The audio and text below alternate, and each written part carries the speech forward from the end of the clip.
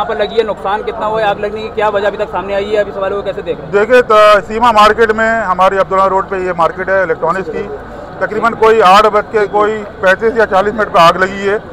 हमें पता चला, हमने विदिन मिनट फायर ब्रिगेड को कॉल किया 8:45 पे, और माशाल्लाह 5 मिनट में जो है वो फायर ब्रिगेड आ गई। बड़ा उसने अच्छा काम किया।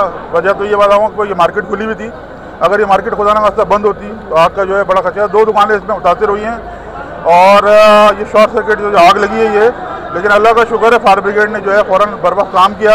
हमारे दुकानदार मौजूद थे माशाल्लाह, इन्होंने जो है वो पहले कोशिश की कि हमारे जो फायर टेंडर यहाँ हमारे मौजूद थे उससे बुझाने की कोशिश, लेकिन वो आग थोड़ी ज़्यादा थी। उसके बाद फायर ब्रिगेड आई हैं और माशाल्लाह उन्होंने जो बड़ा अच्छा तरीके से काम करके ये बुझा दी है। ये बेसिकली एक दुकान के ऊपर जो है कोई तार जा रहा था या उसको शॉर्ट सर्किट हुआ, उसके बाद ये आग भड़की है। अल्लाह ने करम किया, इधर नुकसान नहीं हुआ, लेकिन बड़ा वक्त जो है इत्तला देने के बाद जो है ये मसला हल हो गया। आग मजीद जगह तो नहीं फैली? नहीं, उसी बस बराबर